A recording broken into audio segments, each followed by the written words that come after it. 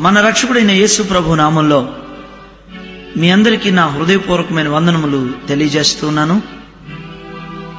ప్రార్థన చేసుకుని వర్తమానంలోనికి వెళ్దాం. మహాపరిశుద్ధుడైన మా తండ్రి, ప్రేమ కలిగిన మా ప్రభువా, మీకు వందనాలు స్తోత్రాలు చెల్లించుకుంటున్నాం నాయన. మరొకసారి ఈ ప్రాంతాన్ని ప్రేమించి మీరు మాకు ఇచ్చిన ఈ సభల కొరకై మీకు వందనాలు దేవా. ఈ రాత్రి మీరు మాతో మాట్లాడండి. మీ మాటలు మా జీవితాలని విప్లవాత్మకంగా మార్చగలుగుతాయి. మీ మాట ఎండిన ఎముకలను మహాసైన్యంగా చేసింది కదా ప్రభువా. మీ మాట సౌలును పౌలుగా మార్చేసింది దేవా. ఈ రాత్రి కూడి వచ్చి నీ ప్రజలందరినీ మీరు జ్ఞాపకం చేసుకునండి. ఎంతో ప్రయాసతో ఎంతో భారంతో ఈ సభలు ఏర్పాటు చేయబడ్డాయి. ధనవంతులు ఈ సభలను ఏర్పాటు చేయలేదు నాయన. పేదలు తమ కష్టార్జితంలో తమ కలిగిన దాన్ని మీ సేవ కొరకు ఇచ్చి ఈ సభలు ఏర్పాటు చేశారు. రెట్టింపు ఆశీర్వాదాలు మీరు వారికి ఇవ్వండి. ప్రతి ఒక్కరితో కూడా మీరు మాట్లాడండి. నూతన సృష్టిగా మీరు చెయ్యండి. ఎలాగొచ్చారో తిరిగి అలాగ వెళ్ళిపోనియొద్దు ప్రభువా. ప్రవక్తలుగా, సాక్షులుగా, మీ శిలువను మోయగలిగిన వారుగా, నమ్మకంగా మీ కొరకు తమ్ము తాము అర్పించుకోగలిగిన వారుగా మీరు చెయ్యండి. ఈ ప్రార్థన మీరు అంగీకరించండి. బలమైనటువంటి ఆత్మను మీరు మా మీద కుమ్మరించండి. ఆశీర్వాదమును, ఐశ్వర్యమును కోరుకునేటువంటి వారుగా మమ్మల్ని ఉండనియొద్దు. సంపూర్ణంగా మీ కొరకు కరిగిపోయేటువంటి ఆత్మను మీరు మాకు ఇవ్వండి. యేసునామంలో ప్రతి చీకటిని బంధించి ఆజ్ఞాపిస్తూ యేసునామంలో ప్రార్థన చేసి వేడుకుంటున్నాం తండ్రి, ఆమేన్. ప్రభునందు ప్రియులారా, దేవుని వాక్యాన్ని ధ్యానించుకుందాం. సామెతల గ్రంథం 28వ అధ్యాయం 13వ వచనాన్ని చదువుకుందాం. అతిక్రమమును దాచిపెట్టువాడు వర్ధిల్లడు, వాటిని ఒప్పుకొని విడిచిపెట్టువాడు కనికరం పొందును. ప్రియులారా, అతిక్రమమును దాచిపెట్టేటువంటి మనసు గనక మనకున్నట్లయితే మనం ఎన్నటికి కూడా వర్ధిల్లలేం.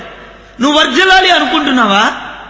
అయితే నిశ్చయముగా నీవు నీ పాపం విషయమై ప్రభు సన్నిధిలో పరిపూర్ణంగా ఒప్పుకోగలిగితే ప్రభు నిశ్చయంగా నీకు సహాయం చేయగలడు. ఈ రాత్రి మనలో చాలా మంది పాపాన్ని ఒప్పుకున్నాం, విడిచిపెట్టామనుకుంటున్నాం. కానీ మన జీవితాల లోపలికి తొంగి చూసినప్పుడు మరలా పాత జీవితం మరలా మనలో కనబడతా ఉంది. అది నిజమైన మారు మనసు కాదు. జక్కయ్య ఒకప్పుడు లంచగొండి పాపి మరలా యేసు ప్రభు అతన్ని దర్శించిన తర్వాత, లేకపోతే యేసయ్యను తాను కలుసుకున్న తర్వాత మరలా తిరిగానుడు ఆ జీవితం జీవించలేదు. సమరయ స్త్రీ భయంకరమైనటువంటి వ్యభిచార పాపంలో జీవించింది. యేసు ప్రభుని ఆమె కలుసుకున్న తర్వాత మరలా తిరిగి ఆ జీవితం జీవించలేదు. నీ జీవితంలో మరలా పాత జీవితం కనుక కనబడినట్లయితే నీ మారు మనసు నిజమైన మారు మనసు కాదు. నీ అతిక్రమంలో నువ్వు ఇంకా ఒప్పుకోలేదని, విడిచిపెట్టలేదని నువ్వు గ్రహించాలి. నువ్వు ఒప్పుకున్నావు అంటే గుర్తేంటంటే, నీ పాపమును విడిచిపెట్టావు అంటే గుర్తేంటంటే, యేసు ప్రభు నిన్ను కడిగాడు అంటే దాని ముంగుర్తు ఏంటంటే నీ పాత జీవితం మరలా నీ జీవితంలో కనబడకూడదు. అదొక్కటే. అందుకే దేవుని వాక్యంలో బహు తేటగా రాయబడింది, నూతన సృష్టి అంట. పాతవి గతించును, సమస్తము కొత్తవాయను. నీ తలంపులు క్రొత్తమవుతాయి, నీ మాటలు క్రొత్తమవుతాయి, నీ ఆలోచనలు క్రొత్తమవుతాయి, నీ జీవన విధానం, నీ జీవిత విధానం క్రొత్తదైపోద్ది. సహోదరుడా, సహోదరి, నీ జీవితంలో ఆ క్రొత్తదనం చూస్తున్నావా? బైబిల్లో బయలుతాడుగా రాయబడింది, ఆమె ఆ కుండ అక్కడ విడిచిపెట్టేసి గ్రామంలో అనేకులకి తన జీవితాన్ని గురించి తెలియజేసిన యేసు ప్రభుని గురించి చెప్పడానికి వెళ్ళింది. అనేక మంది నా నోరు పాపం కొరకే పిలిచింది. యేసు ప్రభు ఆమెను దర్శించిన తర్వాత యేసు ప్రభుని గురించి, రక్షకుని గురించి ఆమె పెదవులు పలుకుతున్నాయి. ఎంత వ్యత్యాసం! ఆ గ్రామానికి సమరయ స్త్రీ సరిపోయిందండి. నువ్వు మార్పు చెందితే నీ గ్రామానికి నువ్వు ఒక్కడే సరిపోతావు, నీ ఒక్క స్త్రీకి సరిపోతావు. దానియేలు దేశానికి సరిపోయాడండి. మోషే ఇశ్రాయేలుకి సరిపోయాడండి. యోనా నినివే పట్టణానికి సరిపోయాడు. నువ్వు నిజంగా మార్పు చెందిన వ్యక్తివి అయితే నువ్వు ఒక్కడివి సరిపోతావు, నో డౌట్. అందులో ఏ విధంగా మనం ఆలోచన చేయవలసిన అవసరమే లేదు. అతిక్రమములను దాచిపెట్టువాడు వర్ధిల్లడంట. పిల్లరా, ఈరోజు దేవుని సన్నిధిలో కొంతమంది దేవుని దగ్గర ఒప్పుకున్న విధానం చూద్దాం. మన విధానం, మనం ఏ పద్ధతిలో పాపాలను ఒప్పుకున్నామో వాక్యం ఎదుట మనం సరిచూసుకుందాం. ఆదికాండం 3వ అధ్యాయం 9వ వచనాన్ని చదువుకుందాం. దేవుడైన యెహోవా ఆదామును పిలిచి, నువ్వెక్కడున్నావా? అందుకు అతడు, నేను తోటలో నీ స్వరం వినినప్పుడు దిగంబరునిగా నుంటిని గనుక భయపడి దాగు కొట్టిన నేను. అందుకు ఆయన, నువ్వు దిగంబరవని నీకు తెలిపిన వాడెవడు? నీవు తినకూడదని నేను నీకు ఆజ్ఞాపించిన వృక్ష ఫలములు తింటివా అని అడిగాను. అందుకు ఆదాము, నాతో ఉన్నట్టుకు నీవు నాకు ఇచ్చిన ఈ స్త్రీయే ఆ వృక్ష ఫలములు కొన్ని నాకు ఇయ్యగా నేను తింటినా. నేను భూమిని, ఆకాశాన్ని, అందులో ఉన్న సమస్తాన్ని మన దేవుడు మాటతో సృష్టించేశాడు. అన్ని చేసిన తర్వాత మనిషిని చేశాడు చివరిగా. అంటే దేవుడు మానవుణ్ణి చివరిగా ఎందుకు చేశాడు అంటే, మనిషి తన జీవితంలో లోకపరంగా చిట్ట చివరి స్థానాన్ని కోరుకోవాలనే ఉద్దేశంతో చేశాడు. ఆయన మనల్ని అన్నిటికంటే ముందు ఉంచాలనుకుంటే ఆయన మొదలు చేసేవాడు. ఆయన మనల్ని చివరి చేశాడు. ఎందుకంటే మన దేవుని నామం ఘనపరచబడాలి, మనం తగ్గించబడాలి. అంటే మనిషి యొక్క స్వభావము, బుద్ధి అంతా ఆయనకు బాగుగా తెలుసు కదండి. చివరిగా మనిషిని చేశాడు. అయితే మనిషిని చేసినప్పుడు ఒక ప్రత్యేకమైన కోణంలో చేశాడండి ఆయన. 1వ అధ్యాయం 26వ వచనంలో ఆదికాండంలో మనం చూసినప్పుడు, దేవుడు మన స్వరూపమందు మన పోలిక చొప్పున నరులను చేయుదుము అని ఉంటుంది అక్కడ. మిగతా వాటిని సృష్టించేసినప్పుడు చేసెను ఏకవచనం కనబడుతుంది. మనిషిని చేసినప్పుడు అక్కడ బహువచనం కనబడుతుంది. తండ్రి, కుమార, పరిశుద్ధాత్మ కలయికలో బాగా ప్రార్థనాపూర్వకంగా ఆలోచన చేసి మన స్వరూపమందు మనిషిని చేశారంట. అందరిలాగే నేను చేయలేదు తమ్ముడా. కోతిని చేసినప్పుడు, జంతువులు చేసినప్పుడు, సృష్టిలో యావత్తును చేసినప్పుడు అలా చేయలేదు. నిన్ను ప్రత్యేకమైన కోణంలో ఆయన స్వరూపమందు నీవు ఉండాలని ఆశించి ఆయన, మన దేవుడు ఆయన స్వరూపమందు మనం చేశాడు. ఆయనలాగా ఉండాలని. మనిషి ఎలాగైపోయాడంటే, ఆయనలా దేవునిలాగా ఉండాలని దేవుడు చేసుకుంటే మనిషి దేవుని బాధ పెట్టేవాడైపోయాడు, దేవుని గాయాలు రేపేవాడైపోయాడు, అనుక్షణం దేవునికి బాధ కలుగు చేసేవాడిగా అయిపోయాడు. ఎంత ప్రేమించాడు, ఎంత ప్రేమించాడంటే మనిషిని దేవుడు ఆదాముని మొట్టమొదట తయారు చేసినాడు. మొట్టమొదటి దేవుడు ఆదాముని రూపించినాడు, తర్వాత అవ్వని రూపించినాడు. వారిద్దరికి ఏమి తక్కువ కాలేదు. ఏదైనా తోటలో దేవుడు వారిని ఉంచినాడు. ప్రతిరోజు దేవుడితో వారు మాట్లాడే అవకాశం వాళ్ళకు ఉన్నది. వారికి ఏ విధమైన ఆశలు లేవు. పరసంబంధమైనటువంటి వారుగా జీవిస్తున్నారు. వాళ్ళకి పాపం తెలియదు, వాళ్ళు దిగంబరులన్న సంగతి తెలియదు. ఇలాగ జీవిస్తున్నప్పుడు ఒకరోజు సర్పం అవ్వ దగ్గరకు వచ్చింది. ఏదైతే దేవుడు తినవద్దని చెప్పాడో ఆ పండ్లను తినుటకు అవ్వని అపవాది ప్రేరేపించింది. అవ్వ తిని తన భర్తనైన ఆదాముకు కూడా ఇచ్చిందని దేవుని వాక్యంలో రాయబడింది. ప్రతిరోజు దేవుడు ఆదాము మాట్లాడుకునేవాళ్ళు. ఆ రోజు కూడా దేవుడు ఆదాముతో మాట్లాడడానికి వచ్చినాడు. మీరు గమనించాలి, ఆదాము పాపం చేశాడన్న సంగతి దేవునికి తెలుసు, కానీ ఆదాముతో సంబంధం తెంచేసుకోవడం దేవునికి ఇష్టం లేదు. చాలాసార్లు మనం ఏమనుకుంటామంటే, మనం పాపం చేసినప్పుడు దేవుడితో మనకున్న సంబంధం తెగిపోయింది అనుకుంటాం. కాదు, ఆదాముతో మాట్లాడడానికి దేవుడు వచ్చాడు కదండి. నువ్వు పాపం చేసిన తర్వాత కూడా దేవుడు చాలా మార్లు నీతో మాట్లాడుతూ వచ్చాడు. ఎప్పుడు దేవుడు నీతో మాట్లాడడం ఆపేస్తాడో తెలుసా? దేవుడు నీకు ఇచ్చిన తరుణాలన్నీ నువ్వు దుర్వినియోగం చేసిన తర్వాత ఆదాముతో మాట్లాడడానికి వచ్చి, ఆదామా నీవెక్కడున్నావని దేవుడు పిలిచినప్పుడు ఆదాము దేవుని స్వరం విన్నప్పుడు తోట చెట్ల మధ్య భయపడి దాక్కున్నాడు. ఎందుకంటే ఆదాము దిగంబరన్న సంగతి ఆదాముకి గ్రహింపయింది. దేవుని ఎదురుకు రాలేకపోతా ఉన్నాడు. అంటే మనం పాపం చేసినప్పుడు దేవుని దగ్గర కానీ దేవుని సన్నిధికి కానీ మనం రాలేము. మనం దేవుని సన్నిధికి రాలేకపోతున్నాము అంటే కారణం ఏంటంటే మనం పాపం చేశామని గుర్తుపెట్టుకోవాలి. మనం ఆ సమయంలోనే ప్రభు కృపను పొందుకొని మనం దేవుని మందిరానికి నడవాలి, దేవుని బిడ్డల ఎదురుకు నడవాలి. మనం ప్రభునందు ప్రియులారా, ఆదాము తేటగా దేవునితో చెప్తున్నాడు, నీ స్వరం విన్నప్పుడు నేను భయపడి దిగంబరని దాక్కున్నానయ్యా. దేవుడు ఒక మంచి మాట అడిగాడు, నువ్వు దిగంబరం అని నీకు తెలిపిన వాడెవడు? ఆదాము దిగంబరని ఆదాము నిర్ణయించుకున్నాడు కానీ దేవుడు నిర్ణయించలేదండి. మనం పాపం చేసిన తర్వాత మన స్థితిని మనమే ఆలోచన చేసి సంకుచితమైన మనసుతో మనం దేవుడికి దూరం అయిపోతున్నాం కానీ దేవుడు నీవు ఆ స్థితిలో ఉన్నావని ఇంకా ఆయన డిక్లేర్ చేయలేదుగా. దిగంబరని దేవుడు చెప్పలేదండి ఆదాముకి, తానే అనుకొని దేవుడికి దూరం అయిపోతున్నాడు, దాక్కుంటున్నాడు. అప్పుడు దేవుడు అడుగుతున్నాడు, నేను తినవద్దన్న వాటిని నువ్వు తిన్నావా? అప్పుడు ఆదాము అంటున్నాడు, అయ్యా నువ్వు నాకు ఇచ్చిన స్త్రీ తీసుకొచ్చి ఇస్తే తిన్నానయ్యి నేను. దేవుడు ఆదాముతో ఏ విషయం మాట్లాడుతున్నాడంటే దేవుని యొక్క ఆజ్ఞను అతిక్రమించిన విషయం మాట్లాడుతున్నాడు. జాగ్రత్తగా వినండి, దేవుడు నీతో మొట్టమొదటి మాట్లాడే విషయాలు ఇవే. సౌలుతో దేవుడు ఏం మాట్లాడాడంటే, ప్రభువా నీవెవడవని సౌలు అడిగితే నీవు హింసిస్తున్న యేసుని చెప్పాడు. చాలా మంది పునాదుల నుంచి పక్కెళ్ళిపోతున్నారండి. మొట్టమొదట మన అతిక్రమములు సరిచేసే విషయమే దేవుడు మనతో మాట్లాడతాడు. ఆ విషయం మర్చిపోవద్దు. చాలా మందికి ఆశీర్వాదాల గురించి దేవుడు చూపిస్తున్నాడని చెప్తుంటారు. చాలా మంది పిల్లలను దేవుడు నాకు ఇవ్వబోతున్నాడని దేవుడు చెప్తున్నాడని చెప్తుంటారు.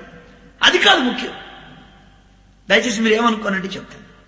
అబ్రాహాంకి ఆలస్యంగా పుట్టారండి పిల్లలు, వెంటనే పుట్టారా? ఆలస్యంగా పుట్టారు. ఇప్పుడు మన వాళ్ళకి పెళ్ళైన వెంటనే పుట్టాలా? పెళ్ళైన వెంటనే పుడితే సైతాన్ లాంటి వాళ్ళు పుడతారు. మీకు తెలుసా? మీరు మారు మనసు పొందిన తర్వాత కనుక మీరు మీ పిల్లలకి జన్మనిస్తే వారు విజయులై దేవుని రాజ్యాన్ని కడతారు. మీకు మారు మనసు కాదు ముఖ్యంగా, మొదట కావాల్సింది పిల్లలు పిల్లలు పిల్లలు. నాకు తెలిసిన ఒక తమ్ముడికి 2 పిల్లలు ఉన్నారు. పెద్దవాడేమో నెంబర్ 1 కోతి, చిన్నవాడేమో మంచి విధేయుడు. నేను అడిగాను, తమ్ముడా ఎందుకని పెద్దవాడు కోతిలాగా ఉన్నాడు, చిన్నవాడు విధేయుడిలాగా ఉన్నాడని అడిగితే ఆ తమ్ముడు చెప్పాడు, అన్న పెద్దవాడు మారు మనసు పొందక ముందు పుట్టాడన్న, చిన్నవాడు మారు మనసు పొందిన తర్వాత పుట్టాడు. ఎంత వ్యత్యాసం అండి. దయచేసి నా 2 చేతులు జోడించి మీకు మనం చేస్తున్నా. ఇస్సాకు 40 సంవత్సరాలకు పెళ్లి చేసుకున్నాడు. మీరెవరు పెళ్లికి తొందరపడద్దు, పిల్లలకు అసలే తొందరపడద్దు. దైవ చిత్తానుసారమైన సమయంలో దేవుడిని ఎడల కార్యం చేసి నడిపిస్తాడు. పెళ్లి చేసుకోవడం తప్పని అనుకోకండి మీరు. దేవుని చిత్తం మీ జీవితాల్లో ఏదైతే అది చేయండి. కానీ పెళ్లి చేసుకున్న వారికి శరీర సంబంధమైన శ్రమలు కలుగుతాయని దేవుని వాక్యం చెప్తుంది. పెళ్లైన వాడు భార్యను ఎలాగ సంతోష పెడతాడో, భార్యను ఎలాగ సంతోష పెట్టాలని ఆలోచన చేస్తాడంట. పెళ్లి కాని వాడు ప్రభువుని ఎలాగ సంతోష పెట్టాలని ఆలోచన చేస్తాడంట. మరి నీ హృదయపు ఆశలు ఎలాగున్నాయో పరీక్షించుకుంది. దేవుడు ఆదాముని అడిగితే ఆదాము అంటాడు, నువ్వు నాకు ఇచ్చిన స్త్రీ తీసుకొచ్చి ఇస్తే తిన్నానయ్యా. తిన్నానని ఒప్పుకున్నాడు. కానీ వేరొకరి మీద నేరాన్ని చూపిస్తూ ఒప్పుకున్నాడు. ఆదాము ఒప్పుకోవాలి ఎటువంటిదంటే అడిగితే ఒప్పుకుంటాడు, అడగకపోతే ఒప్పుకోడు. ఏమాదామా నువ్వు తిన్నావా? అవునయ్యా తిన్నానయ్యా, నువ్వు నాకు ఇచ్చిన స్త్రీ తీసుకొచ్చిస్తే తిన్నానయ్యా. నీవు ఒప్పుకోలేటువంటిది అడిగితేనే ఒప్పుకుంటావా? నాకు తెలిసిన ఒక తమ్ముడు ఉన్నాడు. ఆ అబ్బాయి నా దగ్గర తీసుకొచ్చి దేవుని బిడ్డలు చెప్పారు, అన్న ఈ అబ్బాయి దొంగతనం చేస్తున్నాడన్నా, ఏమేమి కాజేశాడో ఈయనకి చెప్పారు. నాకు 10 రూపాయల కాగితం, 5 రూపాయల బిళ్ళలు ఇవి కాజేశాడు. ఆ అబ్బాయిని పిలిచి నేను అడిగా, ఏంటి తమ్ముడా డబ్బులు కాజేశావంట అని అడిగితే, అన్నా దేవునన్నా నీ ముందు అబద్ధం చెబితే అన్నయ్య సప్పిరాలు చచ్చిపోయినట్టు చచ్చిపోతానన్నా. అబ్బాయి చచ్చిపోవటం కాదురా నాయన, నువ్వు తీసావా తీయలేదా చెప్పు. అదేనా నన్ను అడిగానా, నేను చెబుతాను ఏం తీశాను, నేను యాడ్ తీశానన్నా, నేను అబద్ధం చెప్పనని చెబుతున్నాను కదన్నా.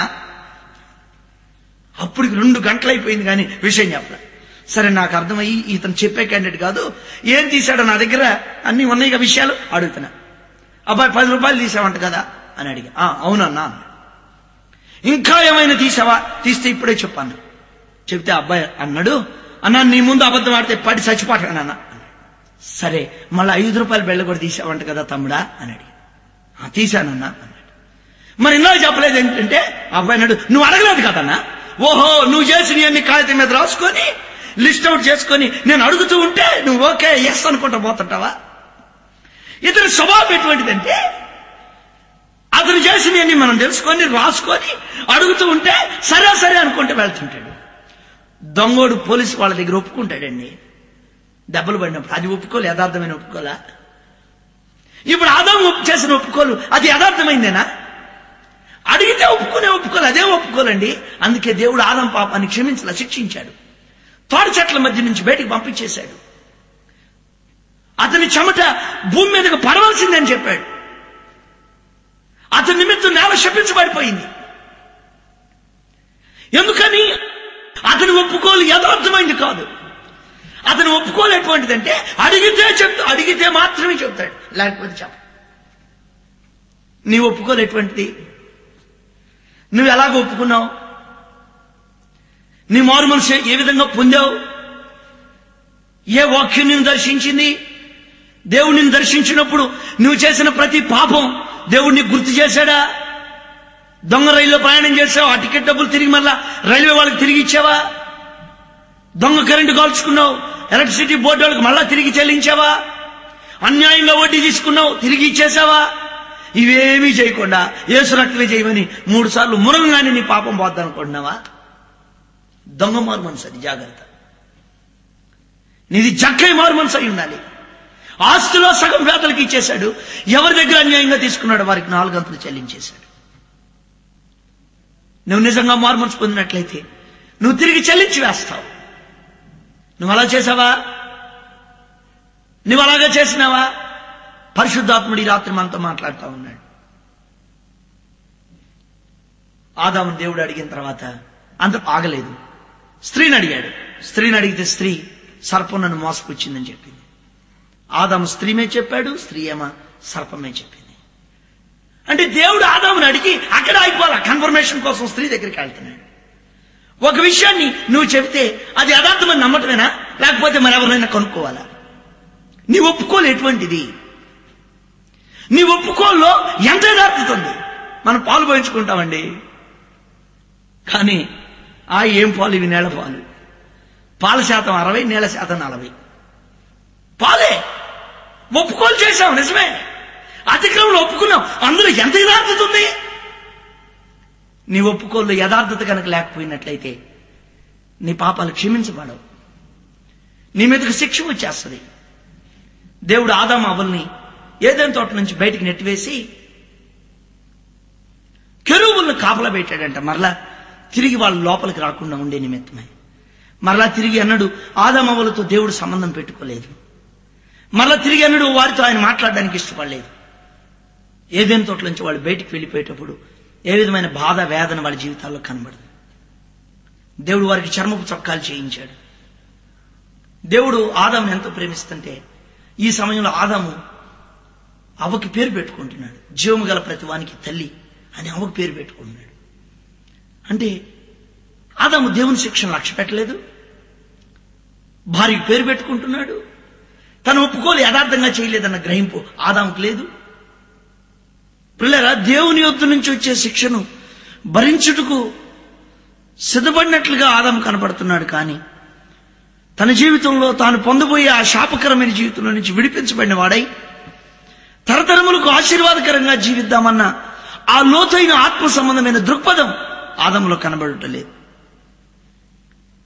దేవుని వాక్యం వింటున్న నీవు ఈ రాత్రి ఏ స్థితిలో ఉన్నావో పరీక్ష చేసుకో. ప్రభునందు ప్రియ సహోదరి సహోదరుడా, న్యాయాధిపతుల గ్రంథంలోకి వెళ్ళి అక్కడ దేవుని ఏర్పాట్లో ఉన్న ఒక ప్రత్యేకమైన వ్యక్తి గురించి మనం ధ్యానం చేద్దాం. ఆయన పేరు సంసోను. తల్లి గర్భంలోనే ప్రత్యేకమైన వాడు, నాజీరు చేయబడినవాడు. అతను పుట్టక మునిపే ఆ తల్లికి దేవుని యొద్ద నుంచి జాగ్రత్తలు తెలియచేయబడ్డాయి. మద్యమునైను ద్రాక్షరసమునైను త్రాగకూడదు. అతని తల మీద మంగళకెత్తి వేయకూడదు. గర్భమును పుట్టిన మొదలుకొని దేవునికి నాజీరు చేయబడినవాడని దేవుని వాక్యం తెలియజేస్తుంది. ఇటువంటి సంసోను ఎదిగిన తర్వాత తన జీవితంలో అపవిత్రమైన మార్గాల్లోకి ప్రయాణం చేస్తా ఉన్నాడు. దైవత్వం అనేది పరిపూర్ణంగా కనుమరుగైపోయింది. శాంసన్ తను వెళుతున్న ప్రయాణంలో జరిగిన ఒక సంభవాన్ని న్యాయాధిపతుల గ్రంథంలో మనం చూస్తాం. సంసోను నాజీరు చేయబడినవాడు, కానీ వివాహ జీవితంలోనికి అడుగు పెడుతున్నాడు సంసోను తిమ్నాతు అనే ప్రాంతానికి వెళ్తున్నాడు. అక్కడ ఫిలిస్తీన్ల కుమార్తెల్లో ఒక ఆమెను చూశాడు. ఆమె అంటే సంసోనుకి ఇష్టమైంది. ఆమెను పెళ్లి చేయమని సంసోను తన తల్లిదండ్రులని అడిగితే, సంసోను తల్లిదండ్రులు మన స్వజనంలో ఎవరు లేరని సున్నతి లేని ఫిలిస్తీన్ల కుమార్తెను చేసుకుంటావా అని హెచ్చరించినారు. కానీ ఆ హెచ్చరికను సంసోను తీసుకునే పరిస్థితుల్లో లేడు. కాబట్టి ఆ దిశలోనే ప్రయాణం చేస్తున్నాడు. నీ జీవితంలో హెచ్చరికను తీసుకునేటువంటి మనసు నీకు లేకపోతే నీవు అనుకున్న దానిలోనే ప్రయాణం చేసి చివరికి ఒక గొప్ప నష్టాన్ని సమకూర్చుకుంటావు, సంసోను వలె. ఈ విషయం నువ్వు మర్చిపోవద్దు. సాంసన్ తిమ్నాతునికి తల్లిదండ్రులను కూడా తీసుకుని వెళ్తున్నాడు. వెళ్తూ ఉంటే కొదమ సింహం ఎదురైందని దేవుని వాక్యంలో రాయబడింది. న్యాయాధిపతుల గ్రంథం 14వ అధ్యాయంలో ఈ విషయాలు రాయబడ్డాయి. ఆ కొదమ సింహాన్ని అంటే మేకపిల్లను చీల్చినట్లు చీల్చేసేసాడు. కానీ తాను చేసింది తన తండ్రితో నిన్ను తల్లితో నిన్ను చెప్పలేదు. న్యాయాధిపతుల గ్రంథం 14వ అధ్యాయం 6వ వచనంలో మనం చూసినట్లయితే మనకు ఆ విషయం తేటగా అర్థమవుతుంది. కొదమ సింహాన్ని మేకపిల్లను చీల్చినట్టు చీల్చాడు, కానీ ఆ విషయాన్ని తల్లిదండ్రులతో చెప్పలేదు. అంటే తనకు చెప్పే స్వభావం లేదు. అంత సీక్రెట్ లైఫ్ మెయింటైన్ చేస్తున్నాడు శాంసన్. తర్వాత ఆ దారిలోనే మరలా తిరిగి వస్తున్నప్పుడు ఈ కొదమ సింహం యొక్క కళేబరానికి తేనె తెట్టి పెట్టింది. తీసుకొని సంసోను తిన్నాడు. తిని తన తల్లిదండ్రులకు కూడా ఇచ్చాడని దేవుని వాక్యంలో రాయబడింది. తేనె ఇచ్చాడు, కానీ తేనె ఎక్కడి నుంచి వచ్చిందో తల్లిదండ్రులతో చెప్పలా. ఇక్కడ ఒక ప్రాముఖ్యమైన విషయం ఏంటంటే, సంసోను నడుస్తూ తింటూ వెళ్ళాడంట. అంటే మనోడికి టైం వేస్ట్ చేయటం ఇష్టం లేదు. మంచి స్పీడ్ మ్యాన్. ప్రిల్లరా, సంసోనుకి వివాహం అయిపోయింది. ఆ దేశంలో పెళ్లి కుమారులు విందు చేస్తారు. అందుకని సంసోను కూడా విందు చేశాడు. ఫిలిస్తీయులు సర్దారులు వచ్చారు. 30 మంది స్నేహితులు ఆ విందులో పాల్గొన్నట్లుగా దేవుని వాక్యంలో వ్రాయబడింది. సంసోను వాళ్ళకు విప్పుడు కాదేశాడు. బలమైన దానిలో నుండి తీపి వస్తుంది. దీని అర్థం మీరు చెప్పాలి. మీరు చెప్తే 30 జతల బట్టలు ఇస్తాను నేను. ఒకవేళ మీరు చెప్పలేకపోతే మీరు 30 సన్నపు నారబట్టలు, 30 దుస్తులు నాకు ఇవ్వాలని వారితో ఒప్పందం చేసుకున్నాడు. వారు కూడా దానికి ఇష్టపడ్డారు. ఇప్పుడు వాళ్ళకి విప్పుడు కథ వేశాడు, కానీ సంసోను వేసిన విప్పుడు కథ యొక్క భావం వాళ్ళు చెప్పలేక, వాళ్ళకి అర్థం కాక సంసోను భార్య దగ్గరికి వచ్చి, ఇదిగో నీ భర్త మాకు విప్పుడు కథ వేశాడు. ఆ విప్పుడు కథ యొక్క భావం నువ్వు అతన్ని లాలన చేసి తెలుసుకోవాలి. ఒకవేళ అతని దగ్గర నుంచి నువ్వు గనక తెలుసుకోలేకపోతే, నువ్వు మాకు చెప్పకపోతే నిన్ను నీ తండ్రి ఇంటి వారిని అగ్గిని వేసి కాల్చి వేస్తామని చెప్పారు.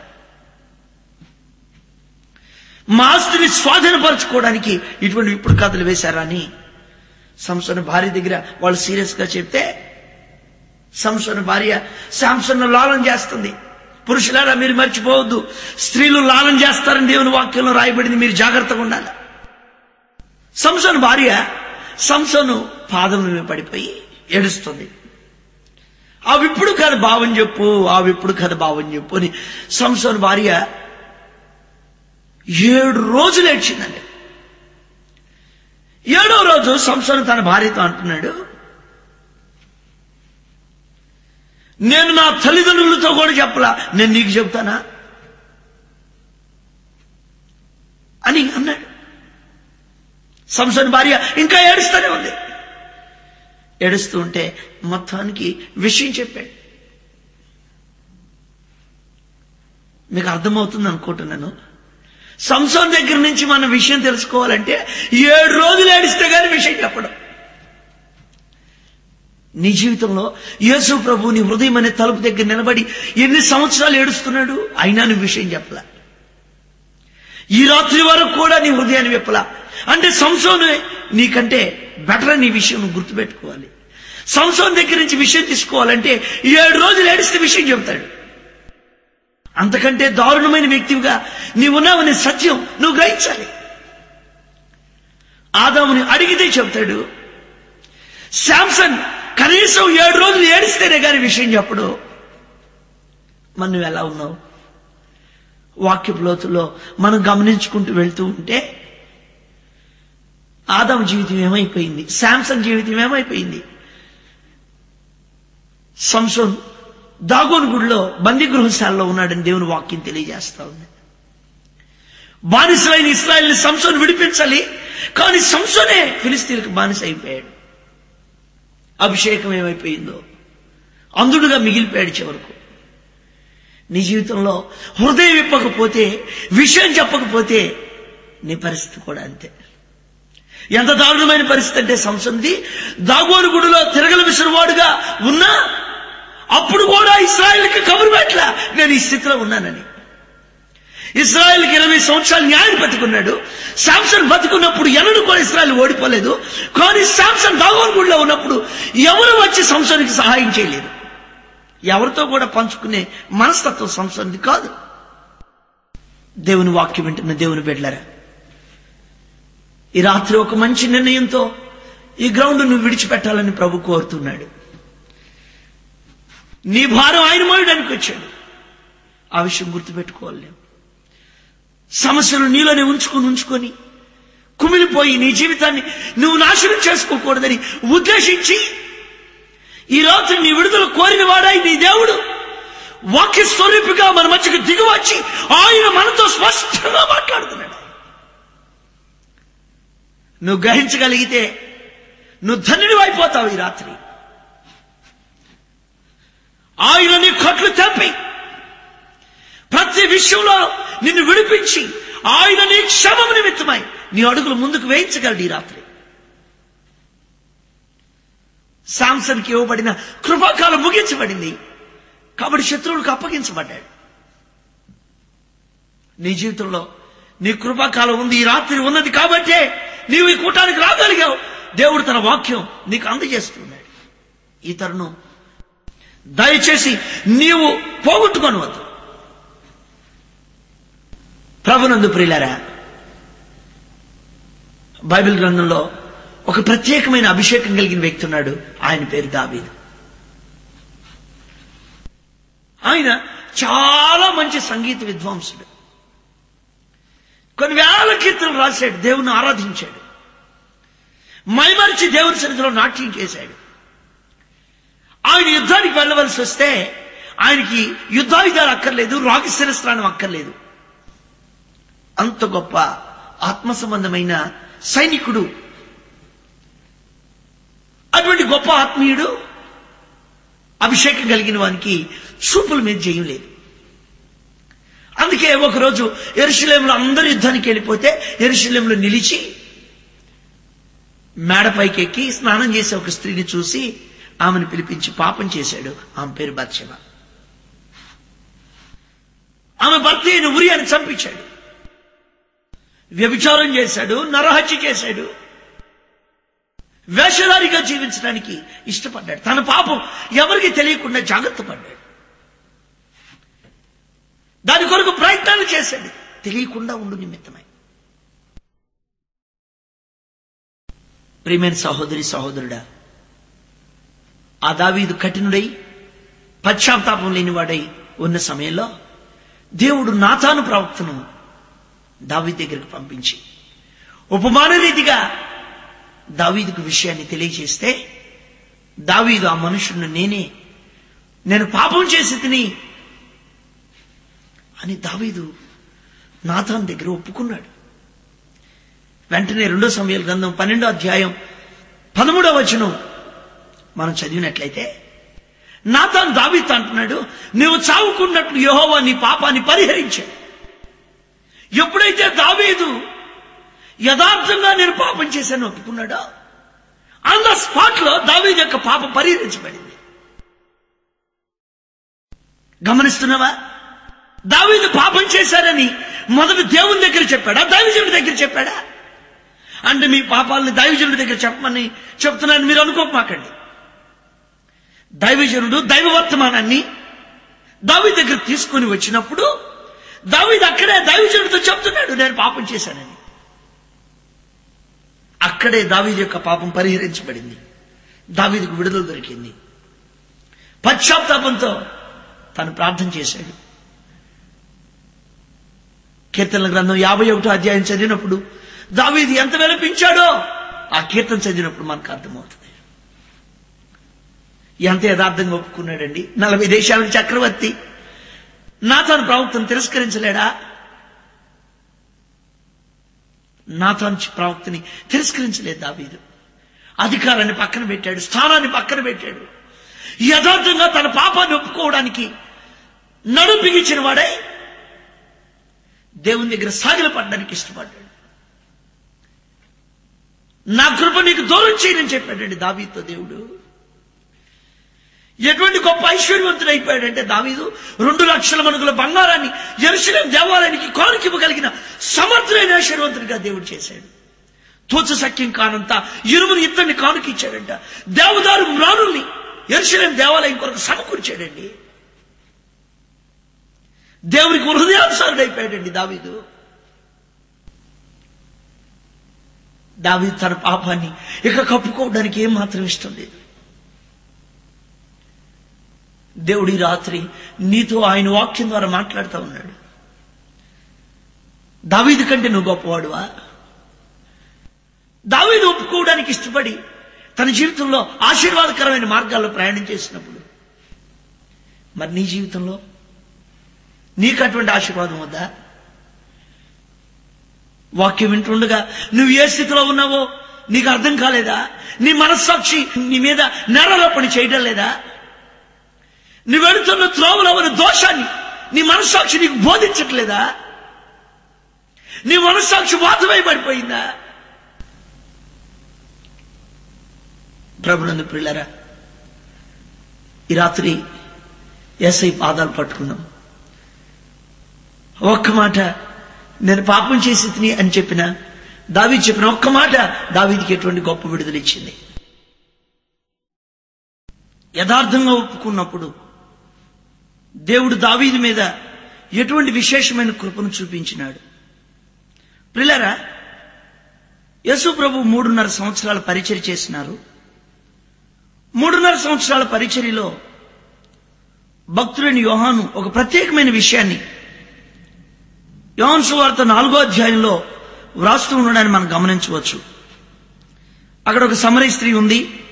ఆమెది సుకారను గ్రామం. చాలా భయంకరమైన పాప స్థితిలో ఆమె జీవిస్తూ ఉంది. యేసు ప్రభు మిట్ట మధ్యాహ్నం వేళ 12 గంటల సమయంలో ఆయనే ఆమె కంటే ముందుగా వెళ్లి ఆ బావి దగ్గర కూర్చున్నాడు. యేసు ప్రభు ఆ బావి దగ్గర కూర్చొని మాట్లాడుతున్నట్లుగా దేవుని వాక్యం తెలియజేస్తూ ఉంది. యేసయ్య ఆమెను దాహానికి నీళ్ళిమ్మని అడిగాడు. ఆమె అంటుంది, యూదులు అయిన నీవు సమరయ స్త్రీని నన్ను ఎలాగ దాహమునకు నీళ్ళిమ్మని అడుగుతున్నావు? యూదులు సమరయులతో సాంగత్యం చేయరు కదా. ఎంత చక్కగా గుర్తుపట్టిందండి ఆమె యేసు ప్రభు యూదుడని. మనిషిని అట్లా చూడగానే గుర్తుపట్టగలిగిన ఆ స్త్రీ చాలా భయంకరమైన ఊబుల్లో ఎవరు విడిపించలేని అగాధ కోపంలో ఉన్నటువంటి అపవిత్రమైన స్థితిలో ఆమె జీవిస్తూ ఉంది.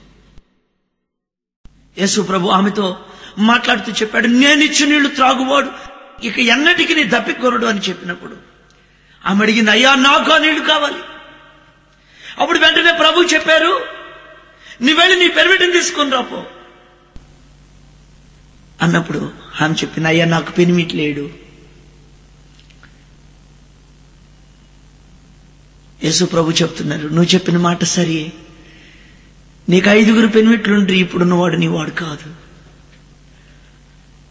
ఎంత భయంకరమైన జీవితం అండి. యథార్థంగా చెప్పబడిన ఒక్క మాటతో ఆమె కట్లన్నీ తెగిపోయినాయండి. ఇన్స్టాల్మెంట్లో ఆమె విడిపించబడలేదండి, ఒకేసారి విడిపించబడింది. ఆమె అక్రమమైనటువంటి సంబంధాల్లో ఉన్నటువంటి వారితో ఆమెకున్న అక్రమమైన సంబంధాలు ఆమె ఆత్మీయ జీవితానికి ఇబ్బందికరంగా మారలేదండి. పూర్ణమైన మనసుతో విడిపించబడాలని కోరుకుంది. కాబట్టి దేవుడు పూర్ణమైన విడుదల ఇచ్చాడు. నువ్వు పూర్ణమైన మనసుతో ఒప్పుకో, పూర్ణంగా విడిపించబడాలని కోరుకో, దేవుడు అప్పుడు నీకు పూర్ణమైన విడుదల ఇస్తాడు. ఈ రోజుల్లో ఒక్కరితో సంబంధం తెంచుకోవటం మాకు కష్టంగా ఉందండి, మాకు గుర్తుకొస్తున్నారండి అని చెప్తున్నారు చాలా మంది. మరి ఆమె అంతమందితో ఎంత స్పష్టంగా తెంచేసుకుంది సంబంధం. ఒక్కసారి ఎలాగా విడిపించబడి దేవుణ్ణి సేవించడానికి దేవుని మార్గాల్లోకి వచ్చేసింది. యథార్థతకి ఎంత బలం ఉందండి. సత్యంగా ఒప్పుకోనుట్లో ఎంత బలం ఉందండి. ఆమెకు హాని చేయవారు ఎవరు లేరండి ఆ గ్రామంలో. ఆ మిట్ట మధ్యాహ్నం నీళ్ళు ఎందుకు తెచ్చుకుంటుందో తెలుసా ప్రియులారా? మోషే ధర్మశాస్త్రం ప్రకారం వ్యభిచారంలో పట్టబడిన స్త్రీని రాళ్లు పెట్టి రుబ్బి చంపాలి. ఆమె వ్యభిచార పాపంలో ఉంది. ఎవ్వరు లేనప్పుడు నీళ్లు తెచ్చుకుంటుందండి ఆమె. ఒక కుండ నీళ్లు తెచ్చిపెట్టేవాళ్ళు కూడా ఆమెకు లేరండి. ఆమె స్థితి అది ప్రియులారా. యథార్థంగా యేసు ప్రభుతో చెప్తుంది, అయ్యా నాకు పెనిమిటి లేడు.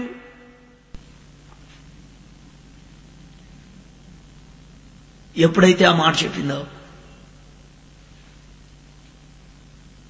ఆమెకు విడుదల ప్రారంభించబడింది. ఆమె జీవితం సాక్షిగా మారింది, ప్రవక్త అయిపోయింది. అనేకులను జీవం కలిగిన దేవుని మార్గాల్లోకి నడిపించే నక్షత్రం అయిపోయింది. ఆ గ్రామస్తులు యేసు ప్రభు దగ్గరికి వచ్చి బ్రతిమలాడి ఆయన తీసుకొని వెళ్ళి 2 రోజులు ఆయన అక్కడే ఉంచుకున్నారు. దేవుని వాక్యం తెలియజేస్తుంది. విశేషమైన విషయం ఏంటంటే యేసు ప్రభుని మా గ్రామానికి రమ్మని పిలవాలి.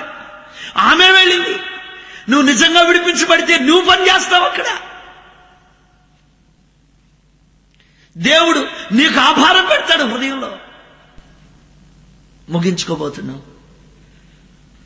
అతిక్రమములను దాచిపెట్టి వాడు వర్ధిల్లడంట. వాటిని ఒప్పుకొని విడిచిపెడితే కనికరం పొందుతామంట మనం. ఆయన కనికరం మనకు దొరుకుతుంది. అట్టి కృప ప్రభు ఈ రాత్రి మనకు దయచేయును గాక. ఆమేన్. ఒక్కసారి మోకరించి ప్రార్థన చేసుకుందామా? కొద్ది క్షణాలు ధ్యానతో ఆకాశాన్ని కొలవగలిగిన దేవుని సన్నిధిలో మోకరిద్దామా? తన పుడిసిట్లో సముద్రంలో ఉన్న నీళ్లన్నీ పట్టుకోగలిగిన బలవంతులైన దేవుని చేతిలోనికి ఈ రాత్రి వెళ్ళిపోదామా? మాట చేత సమస్తాన్ని చేసిన దేవుని పాదాలు పట్టుకుందామా? నీ కోసం పరలోకాన్ని విడిచిపెట్టొచ్చిన ఆ మహారక్షకుని పాదాల దగ్గర వాలిపోదామా? ప్రభువా, ఆదామైతే అడిగితేనే ఒప్పుకుంటాడయ్యా. ఆదామైతే అడిగితేనే చెప్తాడయ్యా. చెప్పినా వేరొకరి మీద నేరం మోపుతూ చెప్తాడయ్యా. అందుకే ఆ జీవితంలో పాపక్షమాపణ దొరకలేదయ్యా. తాను ఏదైనా తోటలో నుంచి బయటకు గట్టి వేయబడ్డాడు. దేవా, నువ్వు ఆదామును నమ్మలేని వాడుగా ఉన్నావు. కెరూబుల్ని కాపలా పెట్టావు ఏదైనా తోటకి. నా దేవా, నా సంగతి ఏంటి? నా దేవా, నా సంగతి ఏంటి? ఇంక ఎన్నేళ్ళు ఇలాగా దాచేది నాయన. దాచి శాపాన్ని సమకూర్చుకున్నాడు తప్ప ఇంక నాకు వేరే మార్గం కనబడడం లేదు. నాలో ఒప్పుకునే మనసు లేదు నాయన. కప్పుకునే మనసు పనిచేస్తుంది. యథార్థం చెప్పే మనసు లేదయ్యా. సంసోను 7 రోజులు ఏడిస్తే గాని విషయం చెప్పలేదయ్యా. 7 రోజులు ఏడిస్తేనే గాని విషయం చెప్పలేదు. నా తల్లిదండ్రులతోనైనా నేను చెప్పలేదు. నేను నీతో చెప్తానా? చెప్పే స్వభావమే లేదయ్యా. సంసోనులో దిక్కులేని చావు చనిపోయినాడే. తాను ఎందరికో ప్రయోజకుడుగా 20 సంవత్సరాలు పనిచేసినాడు. కానీ ఒక్కరు కూడా తనకు సహాయపడేవారు లేరే. ఒక్కరికి కూడా అంతరంగం విప్పి చెప్పలేదే. ప్రభు యేసు, నన్ను కనికరించండి. హృదయం విప్పి చెప్పడం నాకు నేర్పించండి నాయన. దావీదు దగ్గరికి నువ్వు నాతాన్ని పంపించినప్పుడు నేను పాపం చేసిందని ఆ గొప్ప రాజు చెప్పాడు కదా నాయన. ఎంత గొప్ప విడుదల దొరికింది దావీదుకి. కృప దొరికిందయ్యా. కనికరమును పొందుకున్నాడయ్యా. గొప్ప కార్యాలు చూసినాడు, క్షమించబడ్డాడు, సింహాసనం నిలుపుకున్నాడు, దేవుడితో సంబంధం పెరిగింది. ప్రభువా, నాకు ఆ కృపనివ్వండి. దేవా, నీ ఎదుట నా దోషం లెక్క పెట్టినట్లయితే నేను నీ దగ్గర నిలబడలేను నాయన. నాకు క్షమాపణ కావాలని నువ్వు అడగలవా ప్రభుని? సమరీ స్త్రీ యథార్థం చెప్పినప్పుడు ఆమెను ఒక సువార్థికురాలుగా నువ్వు చేసినావే. అనేకులు కదిలించి నడిపించే నక్షత్రం వల్లే చేసినవి. దేవా, నేను ఎప్పుడు అలాగవుతాను? నా జీవితం ఎప్పుడు నీ కొరకు అలా ఖర్చు పెడతాను? కోట్ల మందికి ఇంకా సువార్త లేదు నాయన. ఇప్పటి వరకు నా కొరకే జీవించాను, నేను నీ కొరకే ఏ ఒక్క పని చేయలేదు. కృప చూపించండి. బలమైన ఆత్మకార్యం చూడాలి. మేము లోతుగా మిమ్మల్ని వెంబడించుటకు మాకు సహాయం చేయండి. పై భక్తి వద్దు నాయన. సీమోను దోణెను నువ్వు లోతుకు నడిపించమని చెప్పినావు. ఎక్కలైన ఎత్తైన కొండలపైకి ఎక్కించమని దావీదు ప్రార్థన చేస్తున్నాడు. మా ఆత్మీయ జీవితంలో ప్రభువా, మండుచున్న పొదవలే ఉండాలనే ఆశలు మీరు మాకు ఇవ్వండి. దేవుని సన్నిధిలో నువ్వు కన్నీరు విడవగలవా? అలాగ మొరపెట్టగలవా? ప్రభు ఖచ్చితంగా నీకు సహాయం చేస్తాడు. నిన్ను విడిచిపెట్టడు. ఈ రాత్రి నిన్ను దాటిపోడు. నీ కన్నీటి నాట్యంగా మార్చగలడు ఆయన. ఆశ కలిగిన ప్రాణాన్ని తృప్తిపరుస్తాడు. మహాపరిశుద్ధుడు అయిన మా తండ్రి, ప్రేమ కలిగిన మా ప్రభువా, ఈ రాత్రి మీరు మాట్లాడిన ప్రతి మాట కొరకై మీకు స్తోత్రం. వారి జీవితాల్లో యథార్థతతో కూడిన ఒక్క మాట చెబితే అది వారికి శాశ్వతమైన విడుదల వచ్చేసింది. ప్రభువా, గొప్ప కార్యాలు వారు చూస్తున్నారు. జీవితంలో తిరిగి ఎన్నడూ వారికి తప్పిపోలేదు. వారి మారు మనసు ఎంత లోతుగా ఉన్నది. వారి ఆత్మీయ జీవితాలు ఎంత లోతుగా కట్టబడ్డాయి. దేవా ప్రభు, నీతో ఎలాగ నడిచారు వాళ్ళు. ప్రభువా, మాకు ఆ కృప దయచేయండి. మరలా బైబిల్ దినాలు మేము చూడాలి. అపోస్తలుల కాలాన్ని మరలా మేము చూడాలి. ప్రభువా, ప్రభువా, మాకు ఆ కృప ఇవ్వండి. సహవాసానికి మీరు ఆ కృప ఇవ్వండి. యేసు, నీ శిలువను ఎత్తుకుని వెంబడించగలిగే కృప మాకు ఇవ్వండి. మా ఒప్పుకోలే యథార్థత లేకపోతే ఇది మాకు శాపమే గాని ఆశీర్వాదం ఏమాత్రం ఉండదు. ఈ శాపగ్రస్తమైన జీవితం ఇంకొద్దు ప్రభువా. దేవా, దయచేసి కనికరించండి. నీ వలే జీవించే జీవితం మీరు మాకు ఇవ్వండి. ప్రతి మనుషుడిని క్రీస్తునితో సంపూర్ణుడిగా చేసి ఆయన ఎదుటి నిలబెట్టవల్లని మానక బోధిస్తున్నాను, బుద్ధి చెప్తున్నాను అంటున్నాడు పౌలు. ప్రతి మనుషుడు క్రీస్తునందు సంపూర్ణుడు కావాలని ఆశిస్తున్నాడు నాయన. ఈ లేఖన భాగం మా జీవితంలో మీరు నెరవేర్చండి. మేము ఇంకా మా ఒప్పుకోల్లోనే యథార్థంగా లేకపోయినట్లయితే క్రీస్తు ప్రభు యొక్క సంపూర్ణతలోనికి ఎప్పుడు ఎదుగుతాం ప్రభువా? మీరు అక్కడ బహు సమీపంగా ఉంది. ఇంకా కోట్ల మందికి సువార్త లేదు. దయచేసి మా కనులు తెరవండి. ప్రార్థన భారం ఇవ్వండి నాయన. మీ చేతుల్లోకి అప్పగించుకోగలిగిన కృప ఇవ్వండి. మా సొంత చిత్తం చేసే మనసు మాకు ఉండనీయద్దు. పరిపూర్ణంగా ఒప్పుకోలు చేయడానికి మాకు సహాయం చేయండి. కడగబడి పాత్ర వల్లే దేవా, మంచిగా ఉతికిన తెల్లని వస్త్రం వల్లే మమ్మల్ని చేయండి. ఆ మహిమ కలిగిన ఆ రాజ్యంలో నిందారహితమైన పాత్రలుగా మీ ఎదురు నిలబడగలుగుతుంది మాకు కృప చూపించండి. నూరంతలుగా వాక్యమాలో బలభరితంగా చేయండి. యేసు నామములో వేడుకొని ప్రార్థన చేస్తున్నాం తండ్రి, ఆమేన్.